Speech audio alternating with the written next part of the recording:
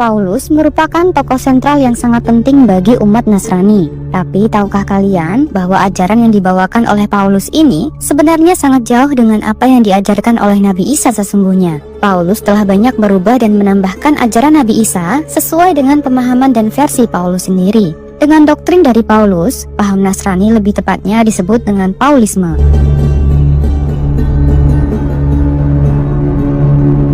Paulus telah melakukan perannya dengan sangat baik dalam agama ini, sehingga berhasil memasukkan semua ajarannya yang bersumber dari surat-suratnya ke dalam bagian fatwa ajaran agama Nasrani.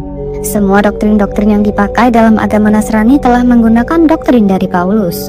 Jadi siapakah sosok Paulus yang berhasil memonopoli ajaran Nabi Isa ini? Seperti apa kisahnya? Jangan kemana-mana. Dalam video ini kita akan mengulik kisah Paulus mulai dari awal kehidupannya. Yuk mari kita simak bersama.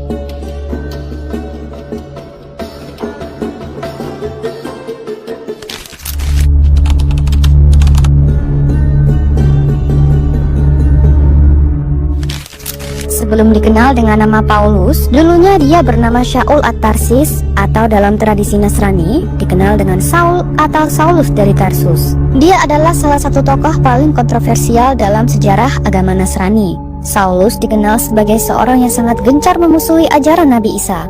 Kisah hidupnya penuh dengan kontroversial dramatis yang mempengaruhi banyak orang.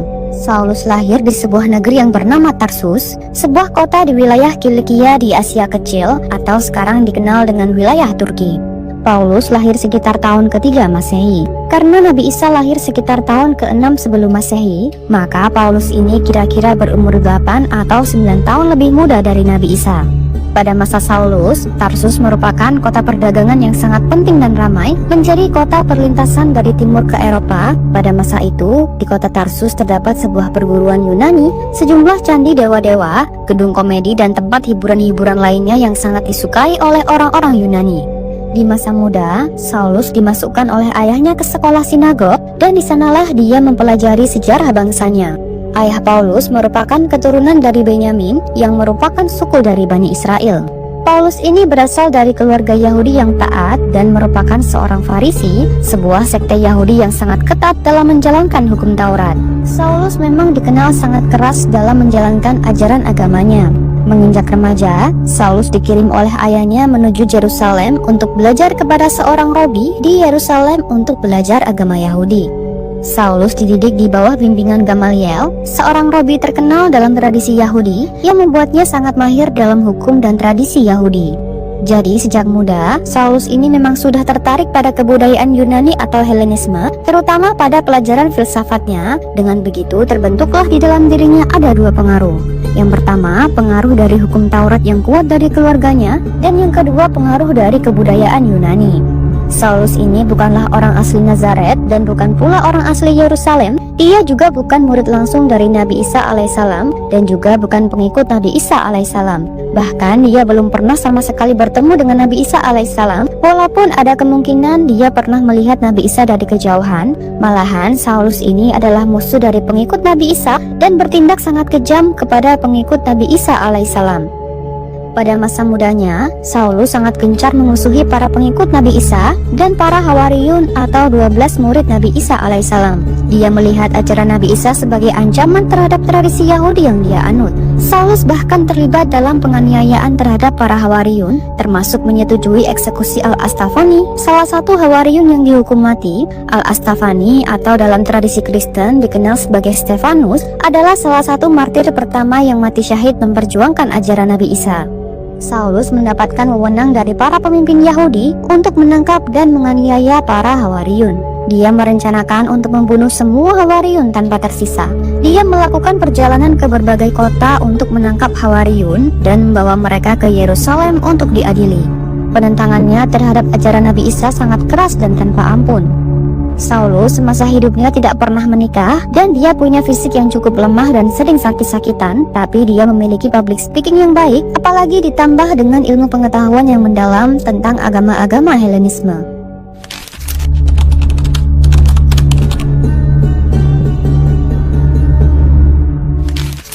Awal mula Saulus masuk ke dalam ajaran Nasrani dimulai beberapa tahun setelah pengangkatan Nabi Isa ke langit.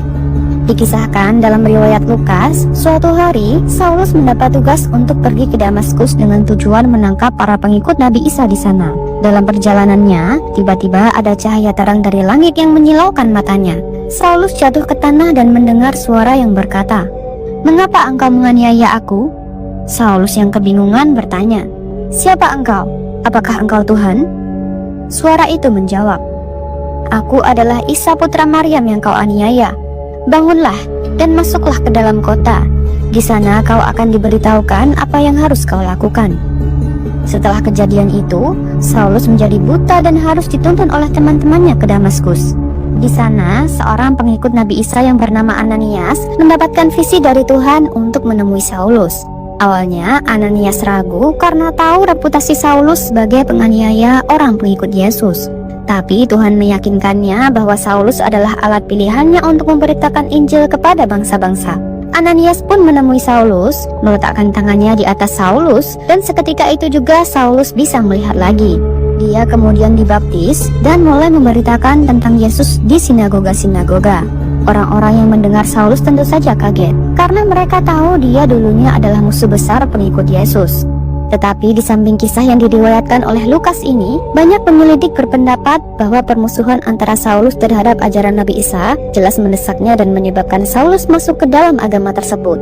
Kemudian Saulus memeranginya dengan senjata yang paling mematikan, yaitu senjata yang meruntuhkannya dari dalam. Saulus mengondisikan rakyat jelata agar mempercayainya sebagai hawari yang ke-13 yang mendapatkan amanah melanjutkan risalah Nabi Isa alaihissalam. Dari nama Saulus At-Tarsus berganti menjadi nama Paulus. Perannya yang menyamar sebagai penerus risalah Nabi Isa telah berhasil. Paulus akhirnya merusak lambang-lambang dan menghapus corak-corak agama tersebut.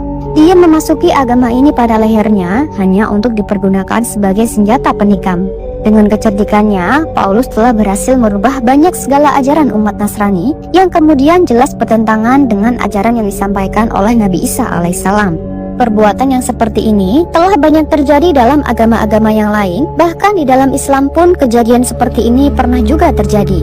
Ketika pada masa Abdullah bin Saba, jadi Abdullah bin Saba ini adalah seorang Yahudi dari Yaman yang pura-pura masuk Islam.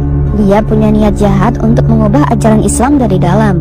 Salah satu usahanya yang paling kontroversial adalah mencoba mengangkat Ali bin Abi Thalib sebagai Tuhan. Abdullah bin Saba ini mulai menyebarkan fitnah dan ajaran sesatnya di masa kekhalifahan Utsman bin Affan. Dia bilang kalau Ali adalah pewarisah Nabi Muhammad, dan bahkan lebih dari itu, dia mencoba meyakinkan orang-orang kalau Ali adalah Tuhan. Tentu saja ini bertentangan banget dengan ajaran Islam yang murni.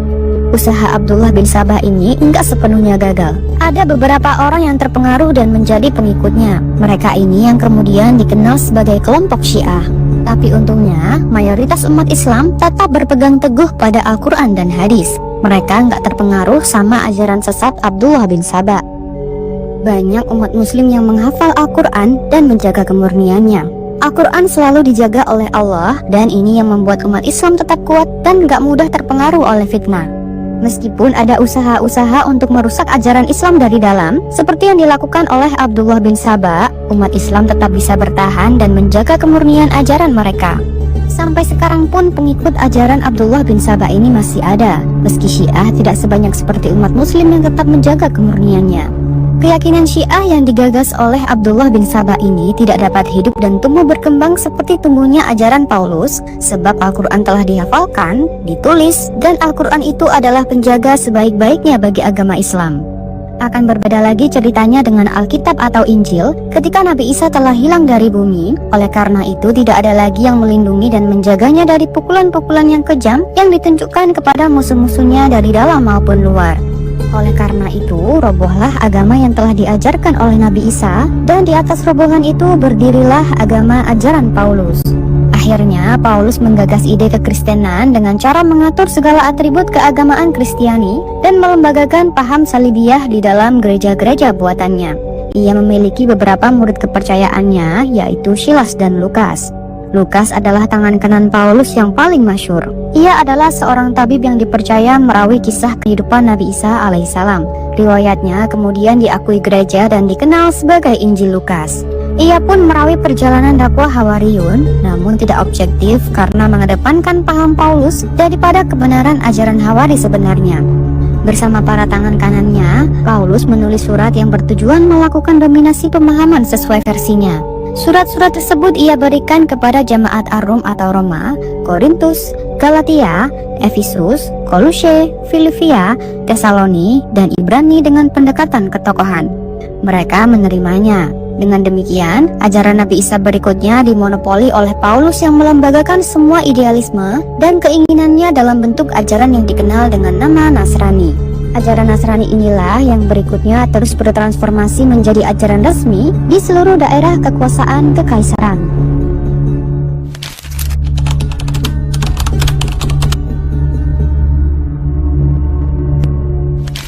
Telah dijelaskan sebelumnya bahwa agama Nasrani yang ada sekarang bukanlah murni ajaran yang sebenarnya diajarkan oleh Nabi Isa alaihissalam. Banyak sekali penyimpangan-penyimpangan yang terjadi.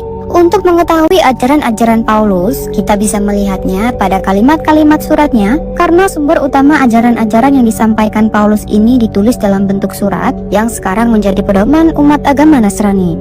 Surat-surat Paulus itu sekarang telah dicantumkan ke dalam bagian kitab Perjanjian Baru, dan sebagian besar isi dari kitab Perjanjian Baru tersebut merupakan surat-surat Paulus. Paulus ini sebenarnya bukanlah rasul seperti yang banyak ditulis dalam surat-surat Paulus. Dalam banyak tulisan dari surat-surat Paulus dapat disimpulkan menjadi 4 hal. Yang pertama, agama Nasrani bukan untuk orang Yahudi atau Bani Israel saja, akan tetapi untuk seluruh bangsa. Yang kedua, adanya Trinitas atau Tritunggal, 3 Tuhan dalam satu, termasuk ketuhanan Al-Masih, ketuhanan Roh Kudus. Yang ketiga, wujud Isa sebagai anak Tuhan dan turunnya ke bumi untuk mengorbankan diri menebus dosa manusia. Dan yang terakhir, yang keempat, Isa bangkit dari alam mati dan naik ke langit untuk duduk di kanan ayahnya atau Tuhan untuk memerintah manusia. Dan inilah ajaran-ajaran yang sekarang dipedomani oleh umat Nasrani dan sebagian besarnya bersumber dari Paulus. Karena itu bisa dipastikan bahwa Nasrani yang sekarang benar-benar telah berubah menjadi agama Paulus. Karena pokok keyakinan dalam ajaran Paulus banyak menyimpang dari ajaran Nabi Isa yang asli.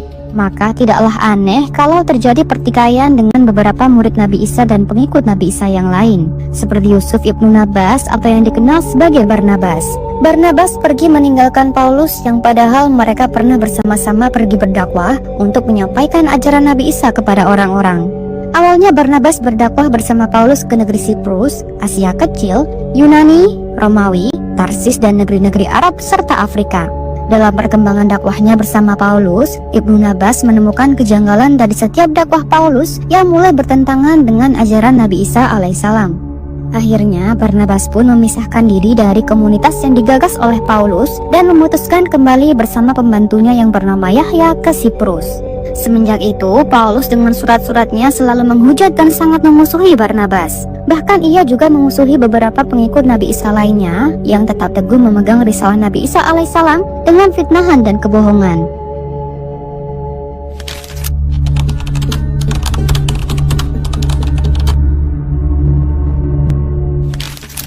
Jelas berbeda antara ajaran agama Nasrani yang diajarkan oleh Saulus atau Paulus dan ajaran Nabi Isa yang murni. Perbedaan pertama yang paling signifikan dari ajaran Paulus yakni konsep Trinitas, yaitu kepercayaan bahwa Tuhan terdiri dari 3 pribadi, ada Bapa, Anak Tuhan atau Yesus itu sendiri, dan Roh Kudus. Ini berbeda dengan ajaran monoteisme murni yang diajarkan oleh Nabi Isa. Yesus atau Nabi Isa mengajarkan monoteisme, yaitu kepercayaan kepada satu Tuhan. Nabi Isa selalu menekankan pentingnya menyembah hanya kepada satu Tuhan, yakni Allah Subhanahu wa Ta'ala. Perbedaan kedua adalah Paulus mengajarkan tentang penebusan dosa, bahwa Yesus mati di kayu salib untuk menebus dosa-dosa umat manusia. Konsep ini sebenarnya tidak ditemukan dalam ajaran murni Nabi Isa yang lebih menekankan pada pertobatan dan pengampunan langsung dari Tuhan. Nabi Isa lebih menekankan dan mengajarkan pentingnya kasih sayang dan pengampunan. Ia sering berbicara tentang mengasihi sesama manusia dan memaafkan mereka yang bersalah. Perbedaan ketiga adalah Paulus mengajarkan bahwa hukum Taurat tidak lagi berlaku bagi orang-orang yang percaya kepada Yesus. Menurutnya, iman kepada Yesus Kristus adalah yang terpenting, bukan lagi ketaatan pada hukum Taurat. Sedangkan Nabi Isa tetap mengikuti hukum Taurat. Nabi Isa tidak datang untuk menghapus hukum Taurat, akan tetapi untuk menggenapinya dan menyempurnakannya. Ia mengajarkan pentingnya mengikuti hukum-hukum yang telah diberikan oleh Allah melalui Musa. Perbedaan keempat adalah Paulus mengajarkan bahwa kita tidak lagi diperlukan bagi orang-orang yang percaya kepada Yesus. Dalam surat-suratnya, Paulus menekankan bahwa yang penting adalah iman dan bukan praktik-praktik fisik seperti khitan. Dia menyatakan bahwa khitan adalah simbol dari perjanjian lama yang tidak lagi relevan dalam perjanjian baru dengan Yesus. Sedangkan Nabi Isa sendiri berkhitan mengikuti tradisi Yahudi yang sudah ada sejak zaman Nabi Ibrahim. Dalam Injil Lukas pasal 2 ayat 21 disebutkan bahwa Isa disunat pada hari ke-8 sesuai dengan hukum Taurat. Perbedaan kelima adalah Paulus mengajarkan pentingnya bernyanyi dan memuji Tuhan dalam ibadah. Dalam surat Efesus pasal 5 ayat 19, Paulus menulis, "Berkata-katalah seorang kepada yang lain dalam mazmur, kidung puji-pujian dan nyanyian rohani. Bernyanyi dan bersoraklah bagi Tuhan dengan segenap hati." Bernyanyi dianggap sebagai cara untuk mengungkapkan rasa syukur dan memuji Tuhan. Berbeda dengan yang diajarkan oleh Nabi Isa. Kita bisa menengok unggalan ayat dalam Matius pasal 6 ayat 17, Keluaran pasal 40 ayat 31 sampai 32, Matius pasal 26 ayat 39, Bilangan pasal 20 ayat 6, Kejadian pasal 17 ayat 2 sampai 3. Nabi Isa mengajarkan pentingnya puasa sebagai bentuk ibadah dan pengabdian kepada Allah. Puasa adalah cara untuk mendekatkan diri kepada Allah dan menunjukkan ketaatan. Berwudu dan sujud. Isa juga mengajarkan pentingnya kebersihan dan kesucian sebelum beribadah. Berwudu adalah salah satu cara untuk membersihkan diri sebelum berdoa. Selain itu, Isa juga mengajarkan sujud sebagai bentuk penghormatan dan pengabdian kepada Allah. Berdoa saat bersujud menunjukkan kerendahan hati dan penyerahan diri sepenuhnya kepada Allah.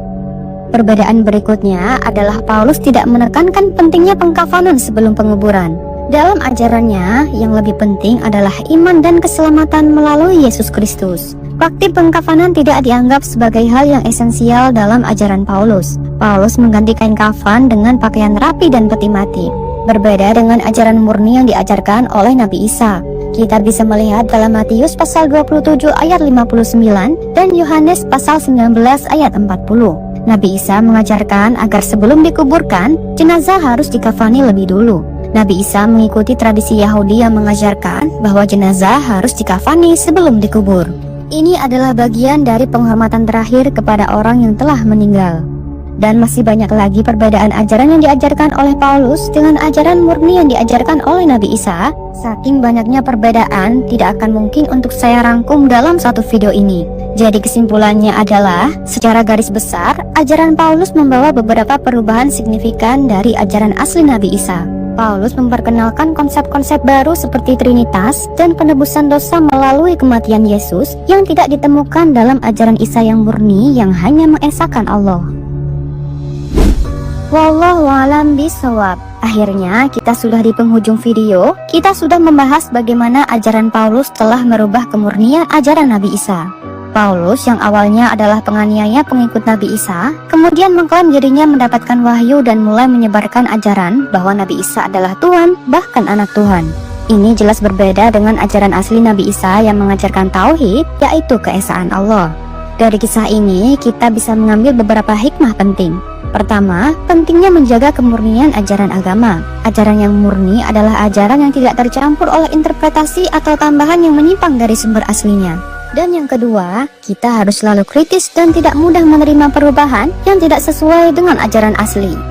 Sebagai seorang muslim, kita sangat beruntung karena memiliki Al-Quran yang dijaga kemurniannya oleh Allah Subhanahu wa Ta'ala. Tidak ada yang bisa merubah satu huruf pun dari Al-Quran, dan ini adalah jaminan bahwa ajaran yang kita ikuti adalah ajaran yang murni dan asli. Jadi mari kita terus belajar dan memahami ajaran agama kita dengan baik, serta menjaga kemurniannya. Semoga kita selalu berada di jalan yang benar dan diridhoi oleh Allah Subhanahu wa Ta'ala. Amin. Jika kalian suka dengan video ini, jangan lupa untuk subscribe, like, komen, dan share agar semakin banyak orang-orang yang mendapatkan manfaat dari video ini. Sekian dulu dari saya. Terima kasih banyak buat kalian yang sudah menonton sampai akhir. Selebihnya mohon maaf, yang benar datangnya dari Allah, dan mohon maaf bila ada kurang atau keliru itu datangnya dari saya pribadi selaku manusia biasa. Semoga teman-teman doyan cerita semuanya keluarganya senantiasa dalam lindungan Allah dan selalu dilancarkan rezeki dan segala urusannya. Semoga apa yang kalian inginkan segera terwujud. Sampai jumpa di video dan kisah-kisah menarik selanjutnya. Wassalamualaikum warahmatullahi wabarakatuh.